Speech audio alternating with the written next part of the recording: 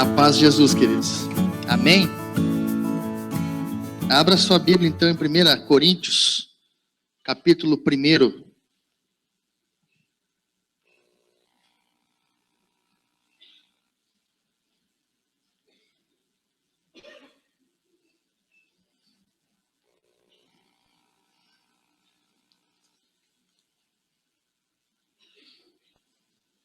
A partir do versículo 26. Diz assim: irmãos, reparai, pois, na vossa vocação, visto que não foram chamados muitos sábios segundo a carne, nem muitos poderosos, nem muitos de nobre nascimento. Pelo contrário, Deus escolheu as coisas loucas do mundo para envergonhar os sábios, e escolheu as coisas fracas do mundo para envergonhar as fortes. E Deus escolheu as coisas humildes do mundo e as desprezadas, e aquelas que não são, para reduzir a nada as que são, a fim de que ninguém se glorie na presença de Deus. Sabe, amados, esse texto me faz pensar sobre o humor de Deus. E eu fico pensando, queridos, um Deus criador do universo, um Deus que fez todas as coisas pela sua palavra, que criou todas as galáxias, todos os planetas, sistemas solares dos mais variados. Ele escolhe uma pequena galáxia num canto do universo, num pequeno planeta, e ali começa a desenvolver todo um propósito, todo um plano, todo um projeto. E o que o apóstolo Paulo está dizendo, amados, é que o Senhor, muitas vezes, e na maioria das vezes, ele trabalha por meios improváveis para cumprir o seu propósito, para manifestar a sua vontade. Eu estava meditando nesse texto e o Espírito Santo me trouxe uma palavra numa quarta-feira à noite aqui, enquanto o irmão Elon ministrava. Ele usou um exemplo. E nesse exemplo simples o Senhor começou a me falar sobre essa verdade. Na maioria das vezes o Senhor trabalha por caminhos improváveis para manifestar e revelar a sua vontade, revelar o seu propósito, revelar a sua presença, revelar o seu Filho Jesus Cristo de Nazaré da Galileia. E o que o apóstolo Paulo está concluindo aqui é que ele faz isso mesmo. Ele escolheu as coisas loucas desse mundo. O menor planeta na menor galáxia, o menor povo, o mais fraco, para trazer à luz o Filho de Deus, o Redentor do homem. Você pode dizer amém?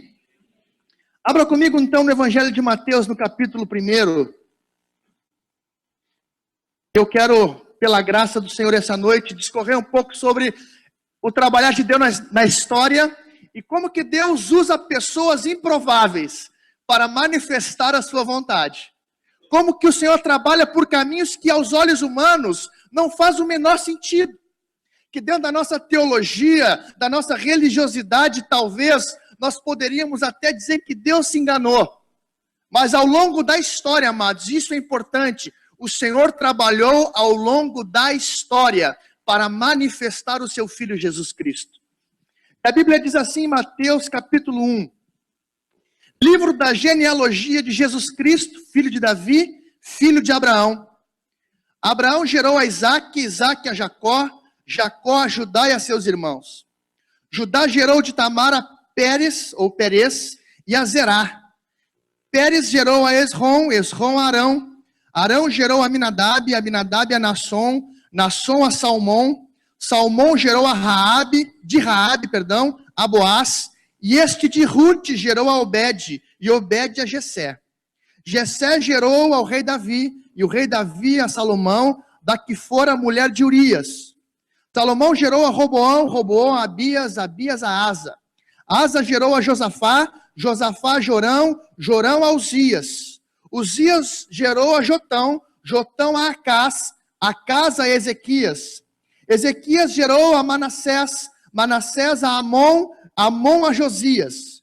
Josias gerou a Jeconias e a seus irmãos no tempo do exílio na Babilônia.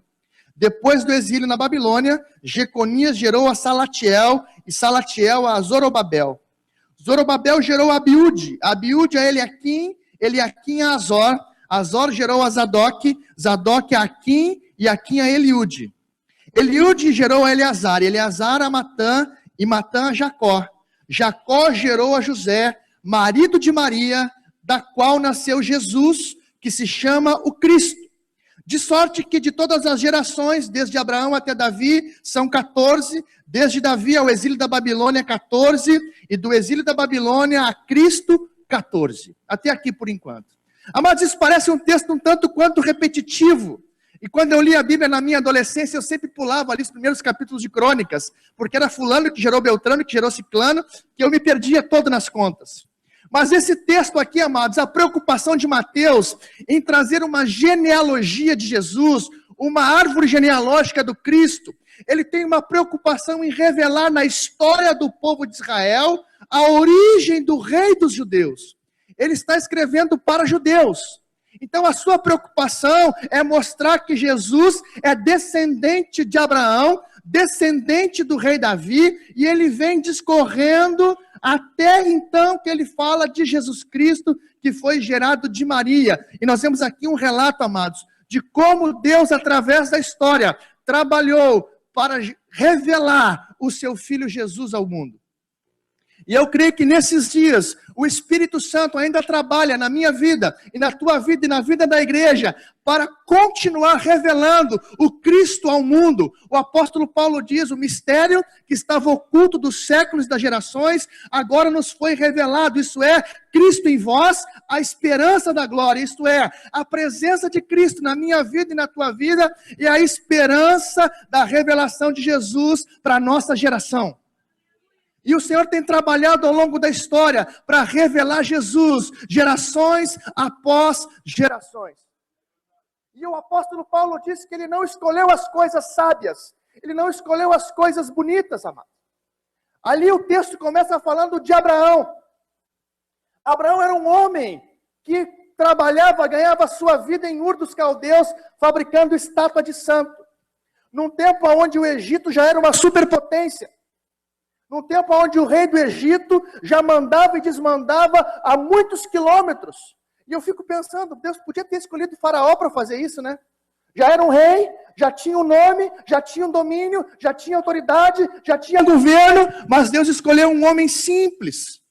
Um homem que estava lá na sua terra, que não tinha filhos, a sua esposa era estéril. Improvável, querido. É improvável. Mas o Senhor escolheu o Abraão. E através dele foi manifestando a sua presença e o seu propósito. Ele foi dizendo a Abraão, em ti todas as famílias da terra saberão que eu sou Deus. Em ti serão benditas todas as famílias da terra. Mais adiante, amados, me chama a atenção e eu quero falar sobre 4 personagens nesse texto. Não é força minha, mas por acaso são 4 mulheres. 4 mulheres que, dentro de uma cultura da história antiga, já eram, por ser mulher, desvalorizadas, desprezadas. Num tempo onde nós vivemos, que a mulher já ganha espaço no mercado de trabalho, já trabalha fora, às vezes manda em casa. Isso não acontece aqui, amém? Já tem poder de voto, já tem presidente da república. Naquele tempo, não. Naquele tempo, o simples fato de nascer uma mulher já era considerado um constrangimento para a família. E a Bíblia fala de uma mulher de nome Tamar, no versículo 3. Diz assim, Judá gerou de Tamar a Pérez. Eu não quero ler toda a história dela, que senão tomaria aqui muito tempo. Mas você pode anotar e ler em casa depois, em Gênesis capítulo 38. Essa mulher, Tamar, ela se casou com o filho mais velho de Judá, o filho mais velho de Jacó. E esse filho mais velho, a Bíblia diz que era perverso. A expressão que o texto diz que esse homem era mau perante o Senhor, e de tão mau que era perante o Senhor, a Bíblia diz que Deus o matou. E naquele tempo tinha um costume, uma lei, aonde se o filho mais velho casasse com uma mulher e não tivesse filho, não tivesse descendência, o próximo irmão deveria se casar com aquela mulher, e os filhos que ele tivesse com ela seriam reconhecidos pelo filho mais velho, pelo anterior. Então Judá fez o seguinte, pegou o seu segundo filho e entregou para Tamar. Agora, tu vai casar com ela e os filhos de vocês serão descendência do teu irmão mais velho. E a Bíblia diz que esse segundo filho de Judá, ele foi mal perante o Senhor, porque nas suas relações íntimas, ele não concluía o ato para não tirar descendência do seu irmão, e a Bíblia diz que Deus o matou. Que história de vida dessa mulher! Já era rejeitada, desprezada, escanteada por ser mulher. Aí o seu esposo, o seu primeiro esposo, é mal perante o Senhor, ela morre, perdendo a esperança de ter uma descendência, de ter uma linhagem, de ter um futuro, de ter alguém que cuidasse dela. Agora, além de ser mulher, desprezada pelo seu esposo, ela era viúva. Não era mais uma virgem. Naquele tempo, ela estava morta ao fracasso. E aí o seu sogro Judá chega diante dela e diz, não, eu vou resolver essa situação. Pega aqui o meu segundo filho, e o segundo filho também age da mesma forma. Tamar era uma mulher rejeitada no seu coração, nutria no seu coração um rancor, uma angústia, um desprezo no seu interior. Não se sentia amada, não se sentia querida, desprezada. E a Bíblia diz, amados, narrando a sua história, que Judá tinha um terceiro filho mais moço. E Judá, olhando para aquela situação, eu já perdi 2 filhos com essa mulher. Essa mulher é uma amaldiçoada. Num termo mais moderno, é uma viúva negra. Todo mundo que casa, ela enterra. Então, eu vou segurar o meu filho mais novo.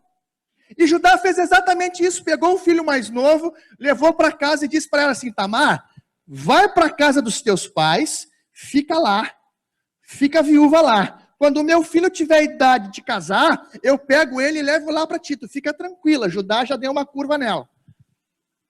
E o tempo foi passando, amados. E o seu coração, o coração dessa mulher, foi se armando contra Judá. A raiz, a amargura, fez com que ela arquitetasse todo um plano para enganar Judá. Porque o que ela queria fazer valer o seu direito de se casar com o seu filho. Então a Bíblia diz que num determinado dia, ela ficou sabendo que Judá, após perder a sua esposa, viria à sua cidade para tosquear as ovelhas. Ela tirou a sua roupa de luto, se vestiu, escondeu o seu rosto, foi para o meio da estrada, se fingiu de prostituta. Quando Judá se aproximou dela, foi se deitar com ela. Quando foi se deitar com ela, Judá perguntou assim, qual é o preço? É um cabrito. Então tá, então eu vou mandar o cabrito quando eu chegar em casa. Ela disse, não, alguma coisa tu vai ter que deixar aqui como penhor. Ela foi trabalhando direitinho para enganar Judá. Pegou aquelas coisas, um anel, um cordão e um cajado, que é a autoridade, a identidade e o posicionamento de Judá. Por causa de uma noite, a Bíblia diz que ela concebeu do seu sogro. Ficou grávida do sogro. Acompanhe comigo, querido. Ela era uma mulher, já por natureza, rejeitada pela sociedade. Vista apenas como alguém que queria procriar e cuidar da casa. Olhada como viúva negra. Todo mundo que casa com ela morre. Enganada pelo sogro. E agora vai aparecer grávida no meio da aldeia. Porque a gravidez não tem como esconder. Ela estava condenada à morte. E quando foi aparecendo a sua gravidez, alguém mandou um recado, olha Judá, a tua nora viúva está grávida. E Judá se levantou no seu direito, Judá se levantou na sua justiça, Judá se levantou na sua autoridade, e disse assim, olha, vocês têm que queimar essa mulher, ela tem que morrer. E de fato, quando os homens pegaram aquela mulher, pegaram Tamar e foram levando para fora da cidade, para jogar pedra e queimar e matá-la. Ela pegou aqueles utensílios e mandou dizer para Judá, Judá, de quem é isto? O dono desses utensílios é o pai do bebê. Que situação improvável. Parece roteiro de novela mexicana, filmada na Venezuela, dublada no Equador, e que passa no SBT. Amados, improvável isso. E mais improvável ainda, amados, é nós imaginarmos que Deus trabalha dentro de um contexto como esse. Porque nós temos o nosso conceito de justiça de Deus. Pois é justamente esta mulher que era rejeitada, que era escanteada, que era mal vista, que era mal falada, justamente ela aparece na ordem, na genealogia do Cristo. É justamente ela que está ali. E Judá, quando conclui, quando ele é confrontado por essa mulher, naquela circunstância, ele diz uma frase para ela: tu foi mais justa do que eu.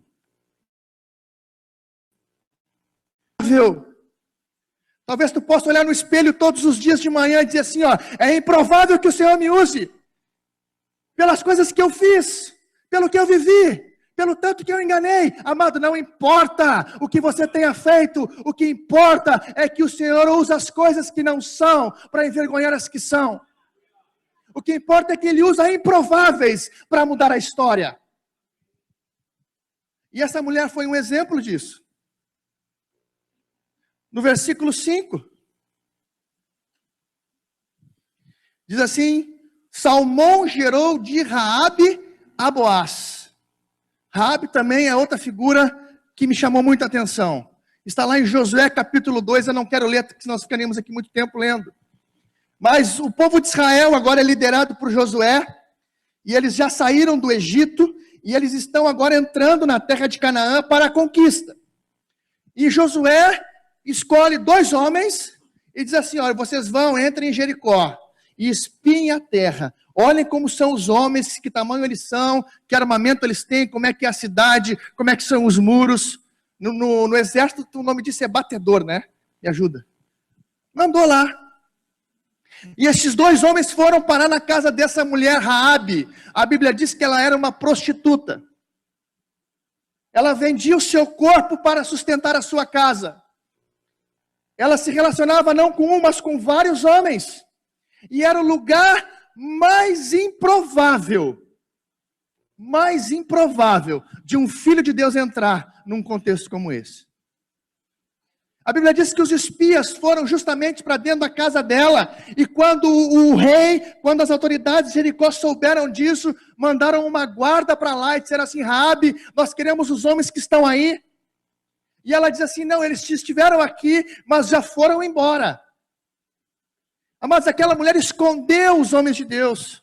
Ela preservou a vida. E quando aqueles homens estão indo embora, ela diz assim, não, fiquem mais um pouco aqui, esperem eles irem. Depois que eles forem, vocês fujam para as montanhas. Porque nós aqui reconhecemos o Deus de vocês. A presença de vocês entre nós nos causa um grande pavor. Uma prostituta reconheceu o poder de Deus na vida daqueles homens, reconheceu a mão de Deus sobre o povo de Israel. A Bíblia diz, amados, que ela fez um acordo com esses homens pelo reconhecimento que ela teve de Deus. Olha, no dia que vocês entrar aqui para destruir, me façam jurar hoje que vocês vão preservar a minha casa, preservar a minha família. E eles disseram para elas, tudo bem, desde que você tenha um laço vermelho na janela, você estará preservada e todos aqueles que estão dentro da tua casa serão preservados. Improvável, queridos. Uma prostituta. Uma mulher que já tinha má fama por ser mulher. Mesmo contexto de Tamar. Pior ainda, não tinha marido. E era vista na cidade da pior forma possível, porque os homens ali adulteravam provavelmente com ela, porque ela era uma prostituta. Mas essa mulher, na sua condição de tristeza, de angústia, de aflição, ela reconheceu a mão de Deus sobre a vida daqueles homens. Improvável isso, querido. Tão improvável quanto aqueles homens de Deus estarem lá. Sabe o que eu aprendo com Raabe? Não importa a nossa condição no dia de hoje, desde que nós compreendamos e entendamos que o Senhor é misericordioso. Deus foi misericordioso com ela, ela não foi destruída, a sua casa não foi destruída, apenas porque ela reconheceu quem era Deus na vida daqueles homens. E muitas vezes nós estamos nessa situação, amados. A Bíblia diz, e Paulo disse, e nós lemos aqui, que ele usa as coisas loucas desse mundo para envergonhar os sábios. Muitas vezes nós estamos condicionando quem Deus pode, quem Deus não pode usar, por esse motivo, por aquele motivo ou pelo outro motivo. Enquanto nós temos aqui, na genealogia do Filho de Deus, uma mulher que era prostituta. Era improvável. Deus usa os improváveis para marcar a história. Ele usa as improbabilidades para mudar histórias, para mudar gerações, para mudar contextos.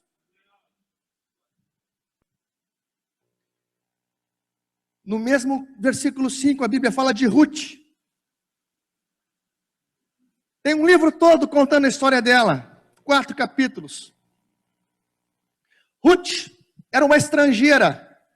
A sua nora Noemi e o seu marido tiveram uma grande ideia. Vamos sair de Israel, vamos morar em uma terra distante. E foram por 10 anos, moraram lá. Tinham 2 filhos. Os 2 se casaram com mulheres daquela terra. Um casou com Ruth, outro casou com Orfa, se não me engano. O marido de Noemi, a sogra de Ruth, morreu. Os 2 filhos morreram.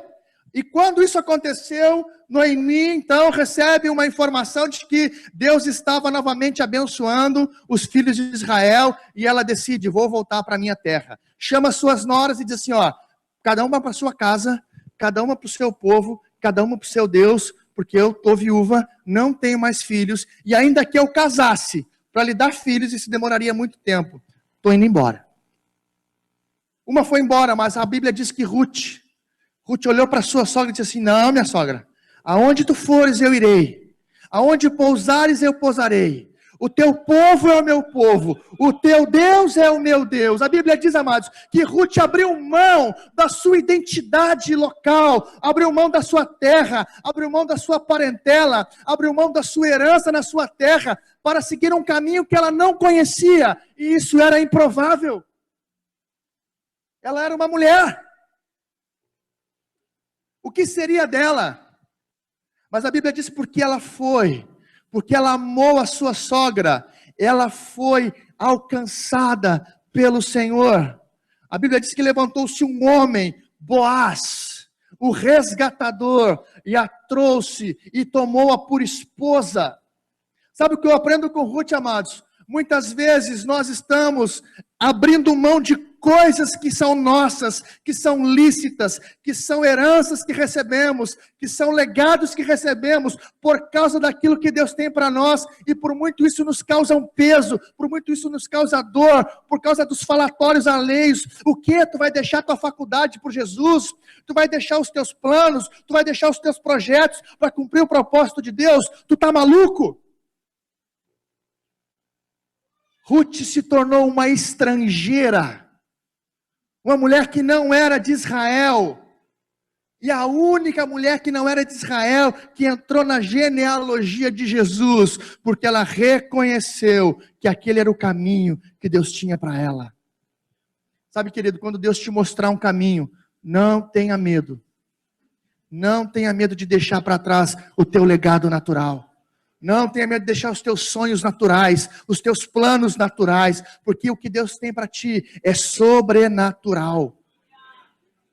É improvável. É improvável.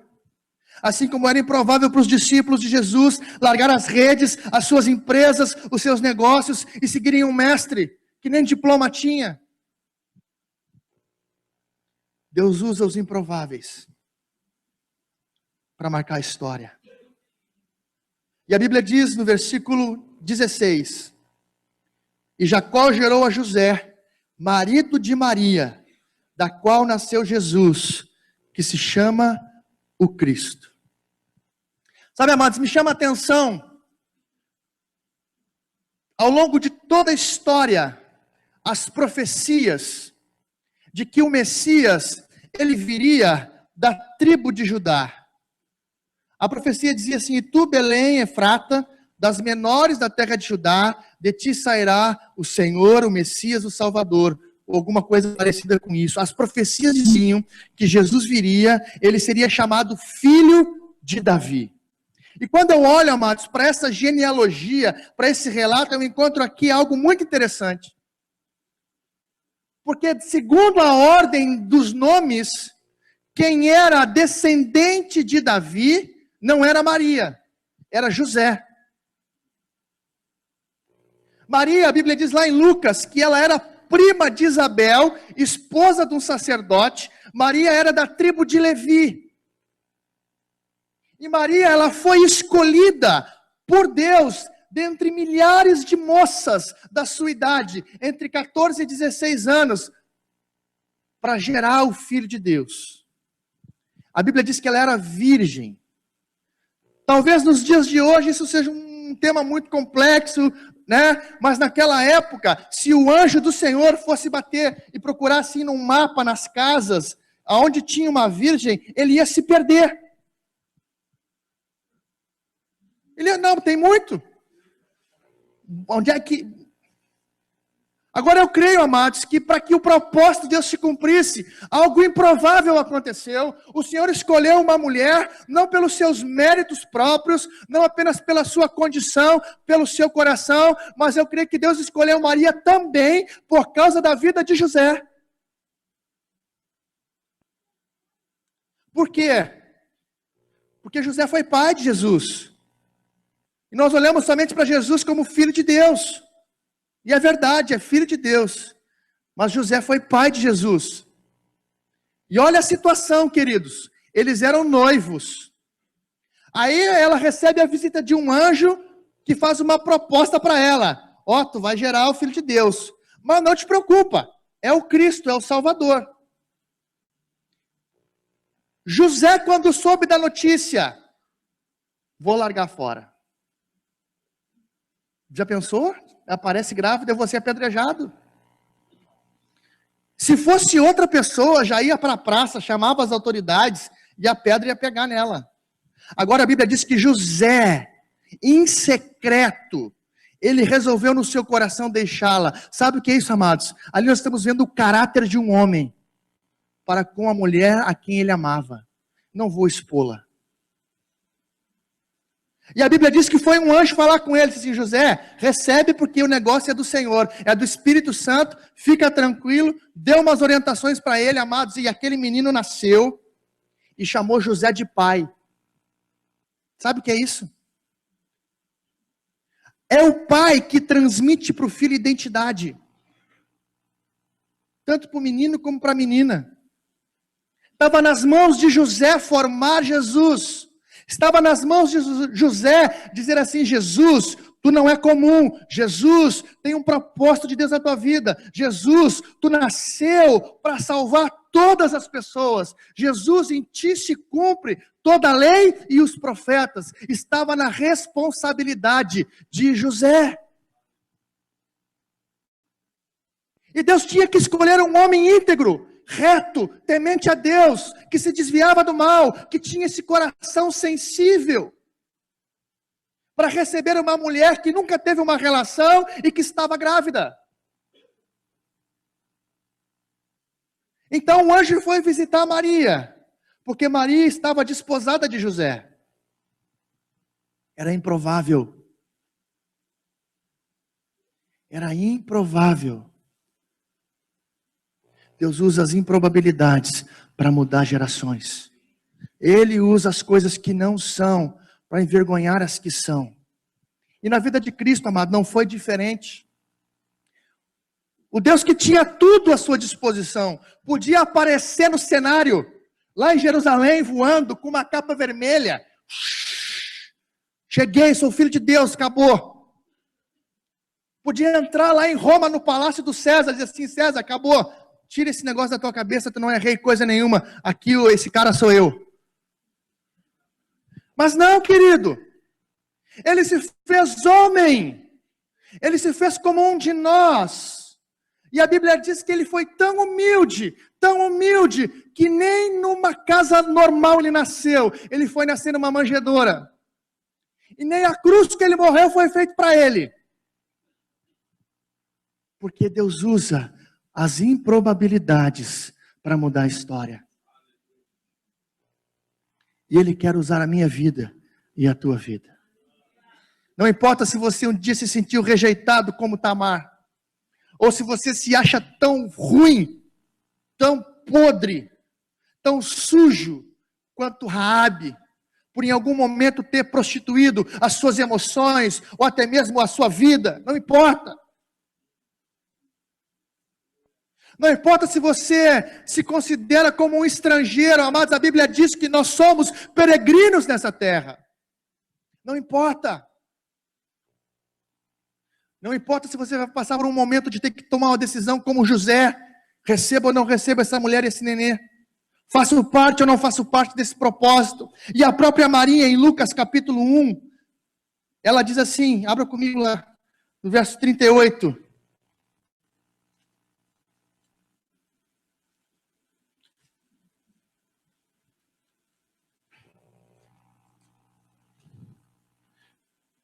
Chama o louvor, pode vir o louvor.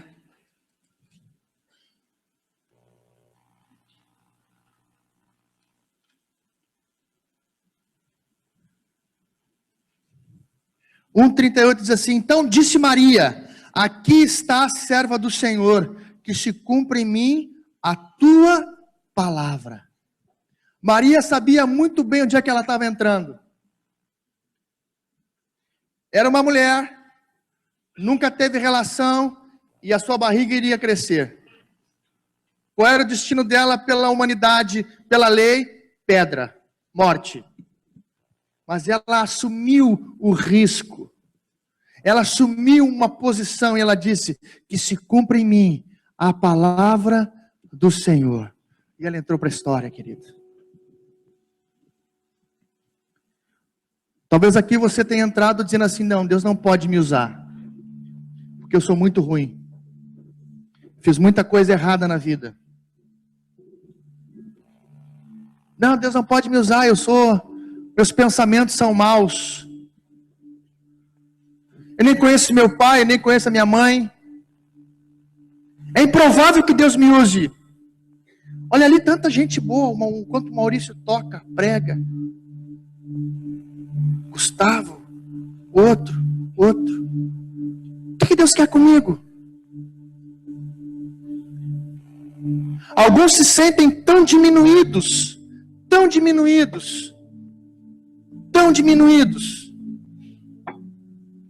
que acham que a única coisa que serve é esquentar o banco na igreja. Mas eu quero te dizer essa noite, que Ele usa os improváveis. A Bíblia diz que Ele escolheu as coisas que não são. Ah, eu não sou nada, então você é um candidato forte. Você é um forte candidato. Ah, mas eu não tenho condição. Mais um ponto positivo. Ah, mas eu não tenho recurso. Mais um passo à frente você deu agora. Ah, mas eu não sei falar. Não te preocupa, Ele ensina. O Espírito Santo nos ensina todas as coisas. Quero te convidar a ficar de pé, querido.